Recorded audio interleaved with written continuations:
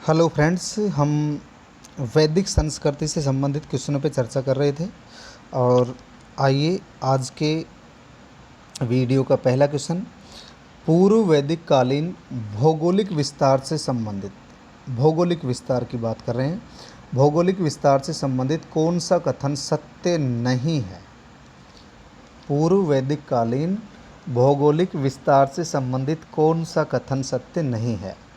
ऋग्वैदिक कालीन आर्यों का भौगोलिक विस्तार सप्त सैंधव प्रदेश तक था, ये बात सही है। अगर हम आगे चलकर उत्तर वैदिक काल की बात करेंगे,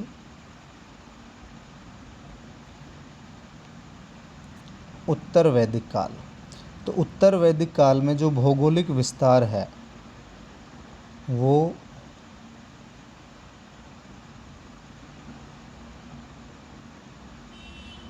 गंगा यमुना दोआब का क्षेत्र हो जाएगा।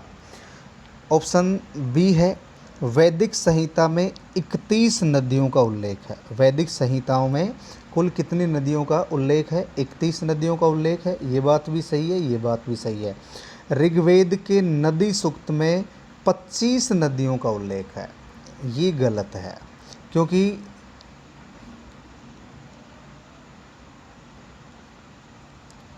ऋग्वेद में 25 नदियों का उल्लेख है, जबकि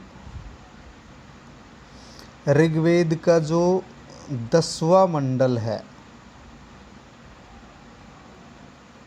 और इस 10वें मंडल के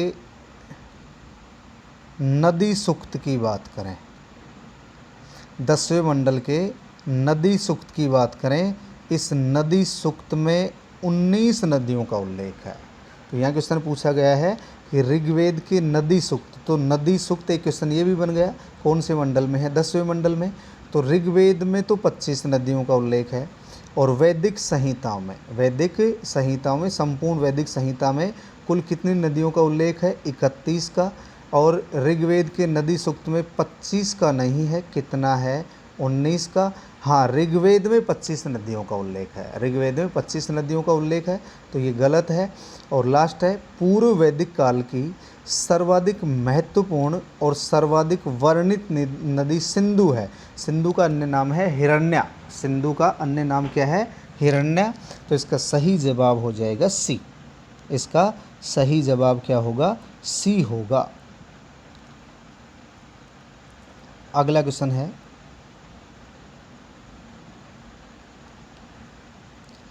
सरस्वती नदी से संबंधित कौन सा कथन सत्य नहीं है? सरस्वती नदी से संबंधित कौन सा कथन सत्य नहीं है? देवी तमा तथा नदी तमे, देवी तमा तथा नदी तमे इस नदी के उपनाम हैं। देवी तमा भी कहा गया और नदी तमे भी कहा गया, ये सही बात है। इस नदी को बुद्धि को तीव्र करने वाली तथा संगीत की प्रेरणादायी भी कहा गया है।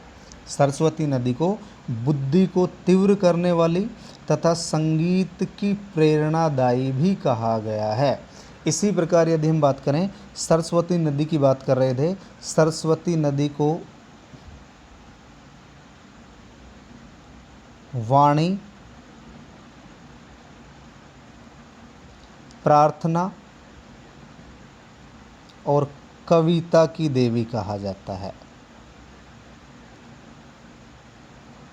वाणी, प्रार्थना और कविता की देवी भी कहा जाता है।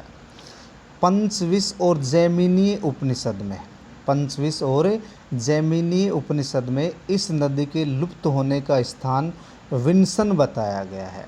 इस नदी का जो स्थान है विंसन, और ये जो विंसन नामक स्थान है ये राजस्थान का रेगिस्तान, राजस्थान के रेगिस्तान में है।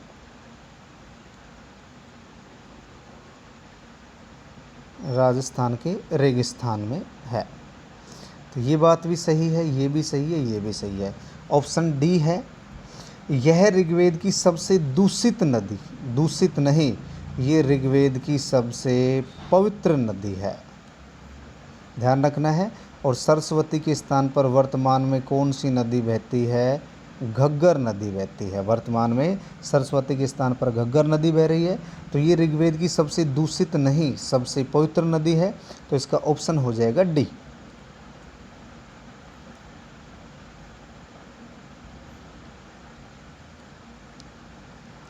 इसके बाद अगला क्वेश्चन देखिए, ऋग्वेद के 10वें मंडल की नदी स्तुति में अंतिम नदी कौन सी है? ऋग्वेद के 10वां मंडल है, उसमें नदी स्तुति या नदी सूक्त कह सकते हैं, उसमें अंतिम नदी कौन सी है? अंतिम नदी कौन सी है? गंगा,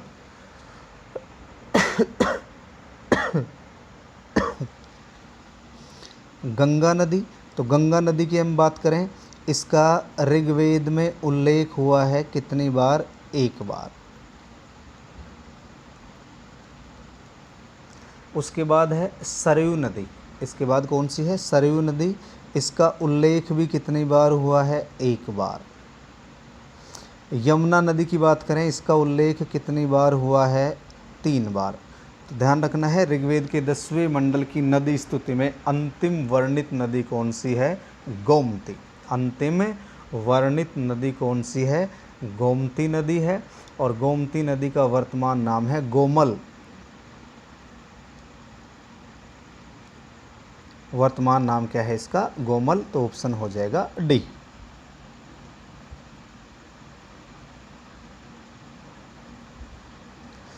किन नदियों के मध्य का प्रदेश ब्रह्मवर्त कहा जाता है? किन नदियों के मध्य का प्रदेश ब्रह्मवर्त कहा जाता है?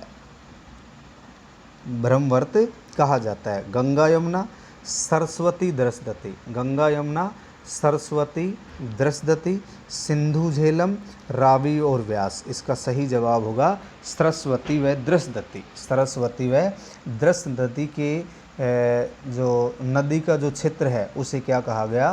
ब्रह्मवर्त कहा गया। क्या कहा गया? ब्रह्मवर्त कहा गया है। और मनु ने इसे ब्रह्मवर्त की संज्ञा दी है। या मनुस्मृति की बात करें, मनुस्मृति, मनुस्मृति में ब्रह्मवर्त कहा गया है। और ऐसा माना जाता है कि ऋग्वेद की रचना इसी क्षेत्र में होती है। ऋग्वेद की रचना इसी क्षेत्र में हुई थी। तो सही जवाब हो जाएगा बी।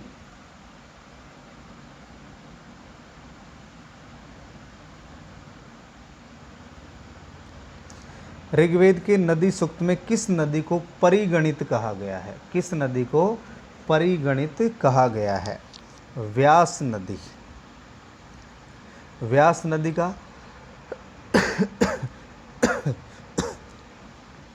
प्राचीन नाम तो है विपाशा।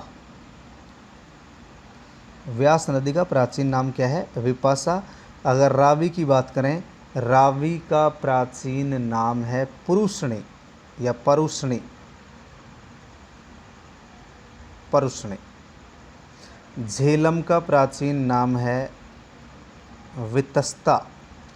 और सतलज का प्राचीन नाम है सतुद्री। इसका प्राचीन नाम क्या है? सतुद्री। अब क्वेश्चन पूछा गया कि ऋग्वेद के नदी सूक्त में किस नदी को परिगणित, किस नदी को परिगणित कहा गया है? किस नदी को परिगणित पूछा गया कि परिगणित किस नदी को कहा गया है? देखिए एक बार, परिगणित किसे कहा गया है? व्यास नदी को परिगणित कहा गया है। कौन सी नदी को? व्यास नदी को परिगणित कहा गया है। और व्यास के स्थान पर एक नदी का उल्लेख है मरुद्वृदा। इसके स्थान पर कौन सी नदी का उल्लेख है? मरुद्वृदा। मरुद्वृदा किसके स्थान पर? व्यास के स्थान पर इसका उल्लेख है। इसका ऑप्शन हो जाएगा ए।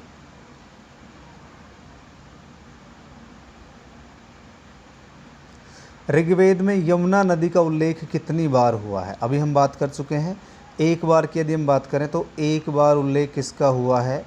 गंगा और सरयू नदी का। गंगा और सरयू नदी का उल्लेख एक एक बार हुआ है। 3 बार ध्यान रखना है। यमुना नदी का ऋग्वेद में कुल कितनी बार उल्लेख हुआ है? 3 बार उल्लेख हुआ है।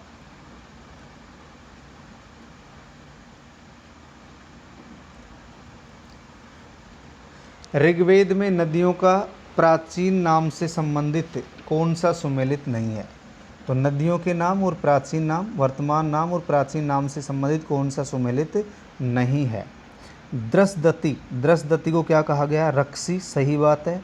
गंडक, गंडक को तो सदा नीरा कहा गया है। गंडक को क्या कहा गया है? सदा नीरा। और पुरुषनी का मतलब हो गया रावी। पुरुषनी का मतलब क्या हुआ? रावी। तो उसका उत्तर तो सी हो जाएगा। झेलम को वितस्ता और चिनाव को अस्किनी। चिनाव को अस्किनी, झेलम को वितस्ता। गंडक को क्या कहा गया है? सदा नीरा, जबकि ऑप्शन में पुरुषनी दे रखा है। पुरुषनी का अर्थ होता है रावी और द्रसदती का मतलब रक्षी। द्रसदती का मतलब क्या हुआ? रक्षी हुआ। इसके बाद देखिए, ऋग्वेद में वर्णित अधिकांश नदियाँ, ऋग्वेद में जिन नदियों का वर्णन है उन नदियों में अधिकांश नदियाँ गंगा यमुना के उत्तर, पूर्व, पश्चिम और दक्षिण में बहती थी। तो इसका सही जवाब होगा पश्चिम में। गंगा यमुना के कौन सी दिशा में बहती थी? ये पश्चिम दिशा में बहती थी। इसका सही जवाब हो जाएगा पश्चिम दिशा।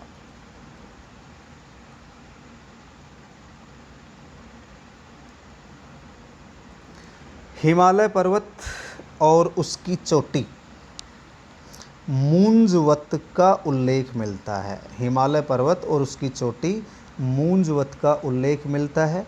तो इसका उल्लेख हमें ऋग्वेद में मिलता है। उल्लेख तो कहाँ मिलता है इसका? ऋग्वेद में। और इस मूंजवत चोटी पर सोम नामक घास या सोम नामक पौधा उगाया जाता था। पौधा उगता था यहाँ, सोम नामक पौधा। और इससे क्या बनाया जाता था? आर्यों का पेय पदार्थ सोमरस। आर्यों का पेय पदार्थ था सोमरस।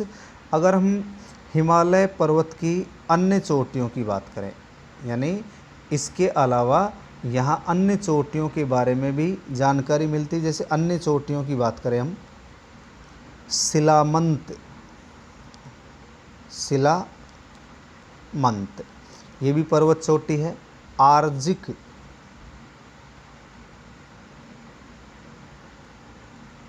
आर्जिक,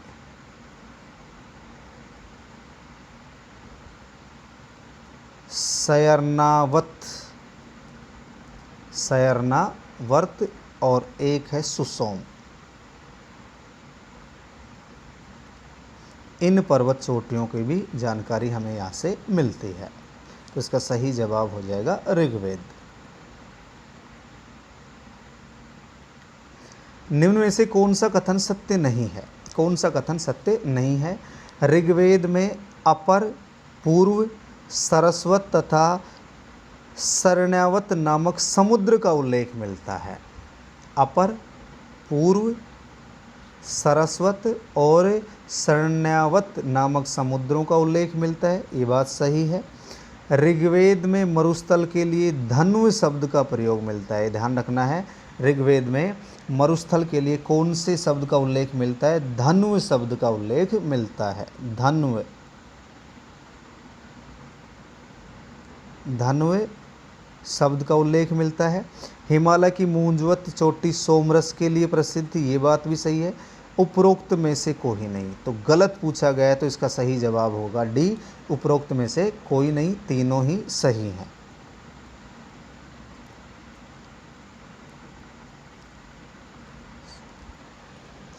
विधेय माधव और गौतम राहुगण की कथा का उल्लेख मिलता है। विधेय माधव और गौतम राहुगण की जो कथा है उस कथा का उल्लेख हमें कहाँ मिलता है? किस में मिलता है?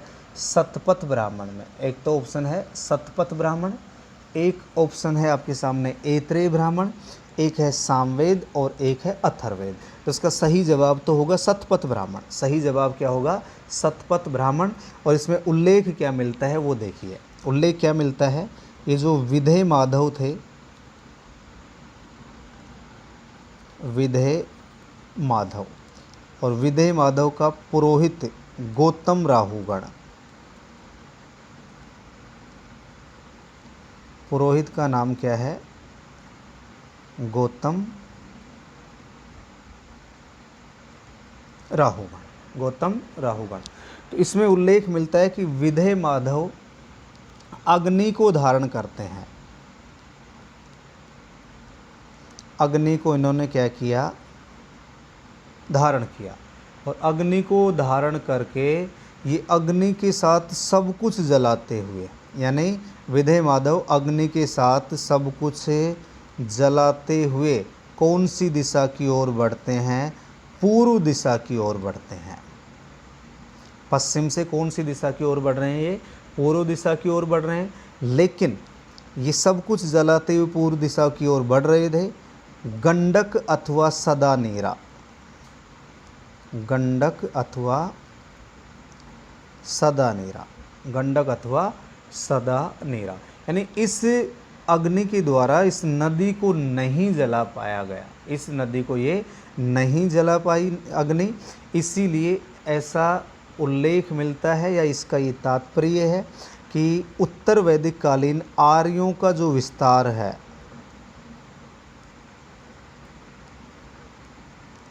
उत्तर वैदिक कालीन आर्यों का विस्तार कौन सी नदी तक हो गया?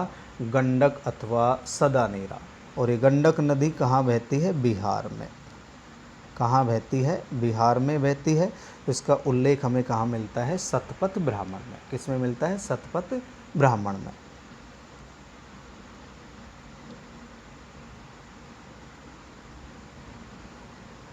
किस नदी को आर्यों की अंतिम सीमा माना जाता है? किस नदी को आर्यों की अंतिम सीमा माना जाता है? इसकी हम अभी चर्चा कर चुके हैं। सदा नीरा, जिसे किस नाम से जाना जाता है?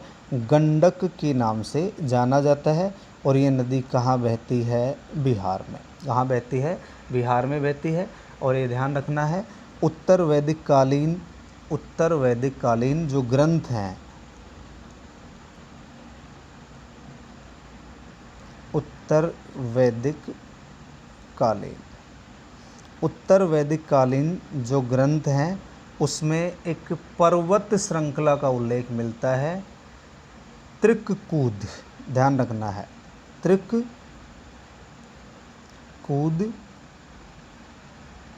पर्वत श्रृंखला, इसका उल्लेख मिलता है। इसके बाद अगला क्वेश्चन है, ऋग्वैदिक कालीन प्रशासनिक इकाइयों का सही क्रम है। ऋग्वैदिक कालीन जो प्रशासनिक इकाइयां हैं, प्रशासनिक इकाइयों का सही क्रम पूछा गया है। प्रशासनिक इकाइयों का हमें यहाँ सही क्रम पूछा गया है। तो सही क्रम ध्यान से देखिए। पहला है कुल, विश्व, ग्राम और जन। कुल, विश्व, ग्राम और जन। दूसरा है कुल, ग्राम, विश्व, जन। तीसरा है जन, कुल, विश्व, ग्राम। और चौथा है ग्राम, कुल, विश्व और जन। ध्यान रखना है, इसमें ऑप्शन ए में आएगा कुल। सबसे पहले हम किसकी बात करें? कुल अथवा परिवार।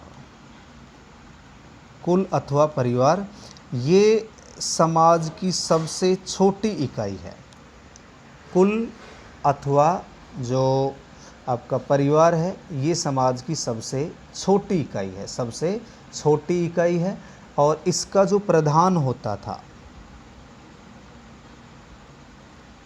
कुल का प्रधान क्या कहलाता था? कुलप कहलाता था। कुल का प्रधान क्या कहलाता था? कुलप कहलाता था। ध्यान रखना है। और इसका परिवार के सदस्यों पर नियंत्रण होता था। परिवार के सदस्यों पर इसका नियंत्रण होता था। इसके बाद नंबर 2 है ग्राम। कुल के बाद नंबर 2 क्या आएगा? ग्राम। तो कई कुल मिलकर के किसका निर्माण कर रहे हैं? गांव का। तो अपन कह सकते हैं कुलों के समूह को ग्राम कहा गया। कुलों का समूह, कुलों का समूह क्या कहलाता है? ग्राम कहलाता है। क्या कहलाता है? या कई परिवारों का समूह कह सकते हैं अपन। और इसका जो प्रमुख है वो क्या कहलाया? ग्रामणी। इसका प्रमुख क्या कहलाया? ग्रामणी कहलाया। इसके बाद आता है कुल ग्राम विष, ऋग्वेद में विष का उल्लेख हुआ है 170 बार। तो ऋग्वेद में विष जो शब्द है इसका उल्लेख कितनी बार हुआ है? 170 बार। तो विष क्या है? ये कई गांवों का समूह हो गया, कई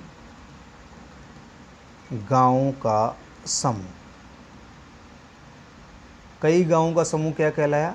विष कहलाया। और इसका जो मुखिया है, विष का मुखिया क्या कहलाया? विषपति कहलाया। विष का मुखिया क्या कहलाया? विषपति कहलाया। इसके बाद आता है जन। तो उत्तर तो ये हो जाएगा कुल ग्राम विष और जन। कुल ग्राम विष और जन।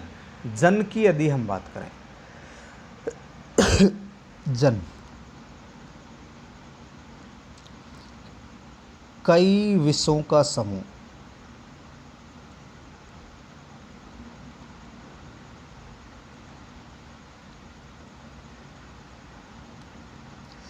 कई विषों का समूह क्या कहलाया? जन कहलाया।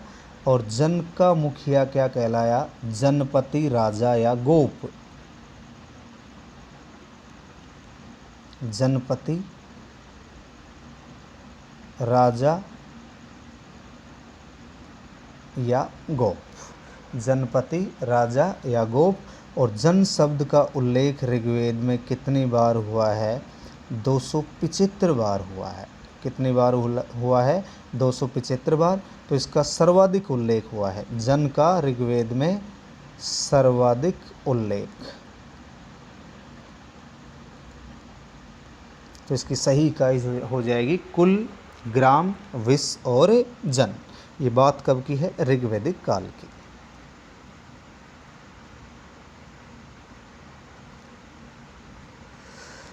ऋग्वेद में विष शब्द का उल्लेख कितनी बार हुआ है? विष शब्द का उल्लेख कितनी बार हुआ है?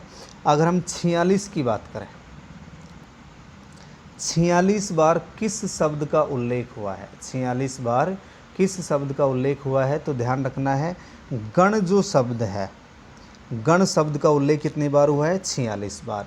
170 बार की बात करें तो 170 बार किसका उल्लेख मिलता है? विष शब्द का उल्लेख मिलता है 170 बार। 122 बार किसका उल्लेख मिलता है? विदथ, जो आर्यों की प्राचीनतम संस्था थी। तो इसका सही जवाब हो जाएगा 275 बार। तो जन शब्द का उल्लेख कितनी बार मिलता है? 275 बार मिलता है। सॉरी, एक बार दोबारा देखिए क्वेश्चन क्या है। ऋग्वेद में विष शब्द का पूछा गया है भाई। कौन से शब्द का पूछा गया है? विष शब्द का। तो ध्यान रखना है, 46 बार उल्लेख तो किसका हुआ है? गण का। आराम से समझिए। 170 बार उल्लेख किसका हुआ है? 170 बार उल्लेख हुआ है विष का। 122 बार उल्लेख किसका हुआ है? विदथ का। और 275 बार जो उल्लेख हुआ है वो किसका हुआ है? जन का। तो हमसे विष का पूछा गया है, तो सही जवाब हो जाएगा बी।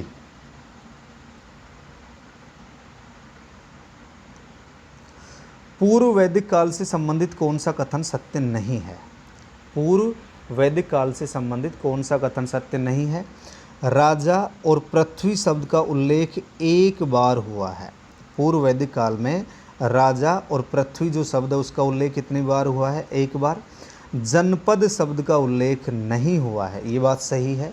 यानी पूर्व वैदिक या ऋग्वैदिक काल में राजा और पृथ्वी शब्द का उल्लेख एक बार हुआ है, जनपद शब्द का उल्लेख नहीं हुआ है।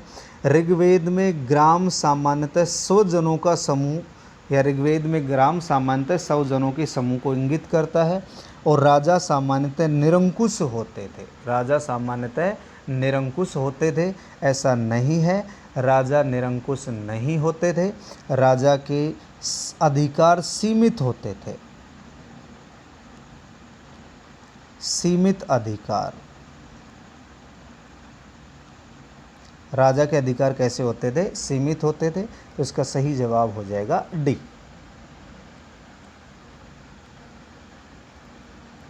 इसके बाद देखिए अगला क्वेश्चन है, ऋग्वैदिक कालीन राजा से संबंधित कौन सा कथन सत्य नहीं है? राजा से संबंधित सत्य नहीं है।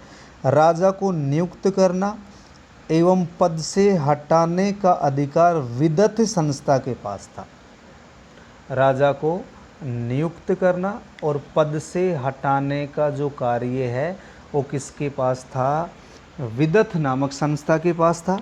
राजा का पद आनुवांशिक हो चुका था लेकिन उसके अधिकार सीमित थे। ये बात तो सही है, ये बात तो सही है। इसके बाद हम बात करें राजा को गोपाजनस्य अर्थात कबीले का संरक्षक कहा गया। राजा को क्या कहा गया? गोपाजनस्य। गोपाजनस्य का मतलब क्या हुआ? कबीले का संरक्षक। और राजा को कहा गया है, राजा को पुराभेता भी कहा गया है। राजा को क्या कहा गया? पुराभेता। पुराभेता का अर्थ होता है नगरों पर विजय प्राप्त करने वाला या दुर्गों पर अधिकार करने वाला। इसका अर्थ क्या होता है? दुर्गों या नगरों पर अधिकार करने वाला। तो राजा को पुराभेता भी कहा गया, गोपाजनस्य भी यानी कबीले का रक्षक भी कहा गया। राजा भूमि का स्वामी न होकर युद्ध का स्वामी होता था। राजा भूमि का स्वामी न होकर युद्ध का स्वामी होता था। तो हमने अभी बात की कि राजा को नियुक्त करना, पद से हटाना, नियुक्त करना, पद से हटाना और राजा पर नियंत्रण स्थापित करना। राजा पर नियंत्रण स्थापित करना, ये जो कार्य था ये विदत का नहीं था। ये कार्य किसका था? समिति नामक संस्था का था। ये कार्य किसका था? समिति का। तो इसका ए ऑप्शन सही हो जाएगा, तो ये गलत है। ये क्या है? गलत है। इसी प्रकार यदि हम बात करें, राजा कबीले का मुखिया होता था, क्योंकि ऋग्वैदिक काल में कबीलाई समाज होते थे। कबीलाई समाज थे, स्थायी जीवन की शुरुआत नहीं हो पाई थी। स्थायी जीवन की शुरुआत नहीं हो पाई थी और उनका मुख्य व्यवसाय क्या हुआ करता था? पशुपालन। मुख्य व्यवसाय क्या होता था? पशुपालन होता था। तो इसका सही जवाब हो जाएगा ए।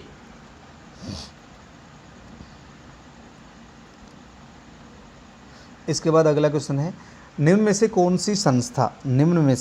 सी संस्था सामान्य जन की प्रतिनिधि सभा थी? कौन सी संस्था है जो सामान्य जन की प्रतिनिधि सभा थी? तो सामान्य जन की प्रतिनिधि सभा से संबंधित बात करेंगे तो सबसे पहले हम बात करते हैं विदत।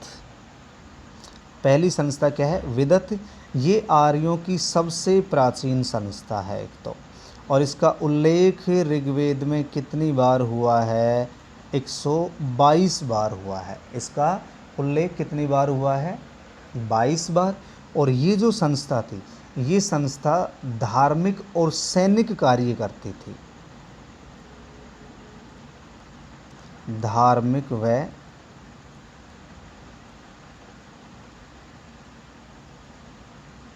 सैनिक कार्य, धार्मिक और सैनिक कार्य, और जैसे लूट के माल का बंटवारा करते थे। एक तो ये लूट के माल का बंटवारा, ये क्या करती थी? लूट के माल का बंटवारा करती थी और इसमें महिलाएं भी भाग लेती थी। विदत में महिलाएं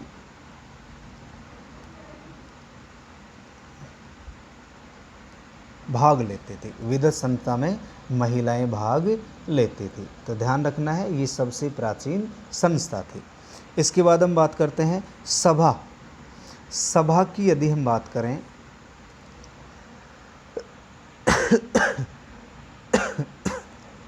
ये श्रेष्ठ अथवा अभिजात लोगों की संस्था थी, अथवा वृद्ध लोगों की संस्था भी कह सकते हैं। वृद्ध लोगों की संस्था भी कह सकते हैं। और इसमें उच्च कुल के व्यक्ति ही भाग ले सकते थे।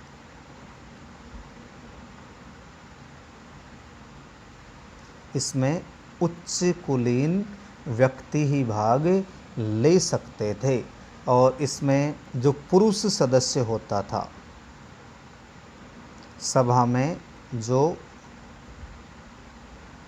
पुरुष सदस्य होता था उसे क्या कहा जाता था? सभ्य कहा जाता था। पुरुष सदस्य को तो क्या कहा जाता था? सभ्य कहा जाता था। और इसमें जो महिला सदस्य होती थी, महिला सदस्य को सभावती कहा जाता था। महिला सदस्य को क्या कहा जाता था? सभावती कहा जाता था।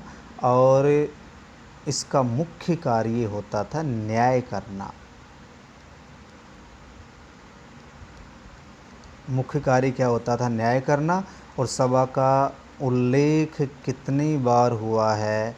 ऋग्वेद में कितनी बार उल्लेख हुआ है? 8 बार उल्लेख हुआ है। इसके बाद ऑप्शन है सी, तो सही जवाब हो जाएगा समिति। सॉरी, ये सामान्य जन की प्रतिनिधि। हाँ, क्वेश्चन ये पूछा गया कि सामान्य जन की प्रतिनिधि है, इसका सही जवाब हो जाएगा समिति। तो समिति के बारे में है हम कह सकते हैं सामान्य जन या सर्वसाधारण की संस्था थी। सर्व साधारण की संस्था, सामान्य जन अथवा सर्वसाधारण की संस्था थी। और इसका जो प्रधान होता था, समिति का प्रधान अथवा इसका अध्यक्ष, समिति का प्रधान या इसका जो अध्यक्ष होता था उसे ईशान कहा जाता था। उसे क्या कहा जाता था? ईशान कहा जाता था। और ये जो समिति है, समिति राजा पर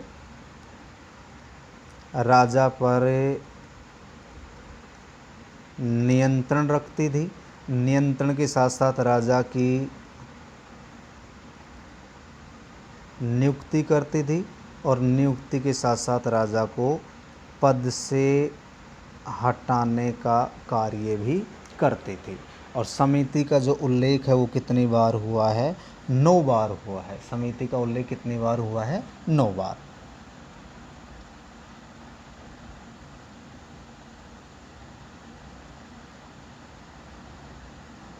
इसके बाद अगला क्वेश्चन है ऋग्वैदिक कालीन संस्थाओं से संबंधित कौन सा कथन सत्य नहीं है? कौन सा कथन सत्य नहीं है? सभा वृद्ध एवं अभिजात लोगों की संस्था थी, अभी हम चर्चा कर चुके हैं, सही बात है।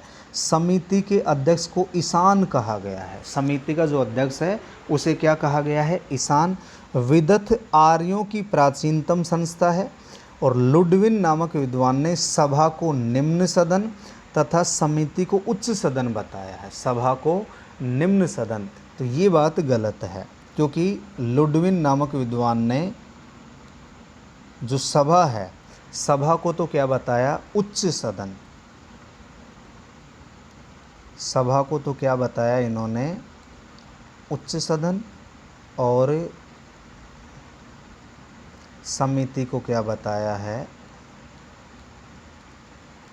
निम्न सदन। तो ये उल्टा लिखा हुआ है, इसका सही जवाब हो जाएगा डी। इसका सही जवाब क्या होगा? डी होगा। तो ध्यान रखना है। और एक बात आप और ध्यान रखें, अथर्ववेद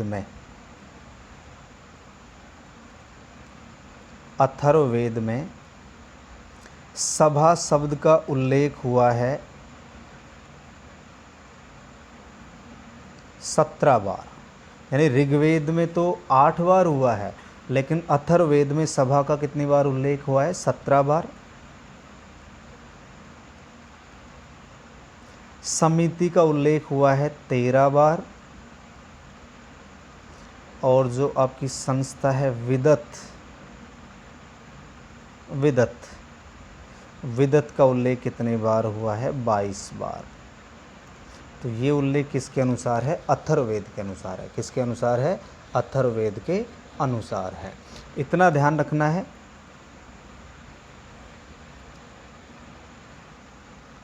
ऋग्वैदिक काल में ऋग्वैदिक काल में एक तो है सभा और एक है विदत। सभा और विदत, इन दोनों में महिलाएं भाग लेती थी। महिलाएं शामिल होती थी। ध्यान रखना है, सभा और विदत में महिलाएं भाग लेती थी। तो दोस्तों आज की वीडियो में इतना ही। इसके बाद हम नेक्स्ट वीडियो पे चर्चा करेंगे। जय हिंद, जय भारत।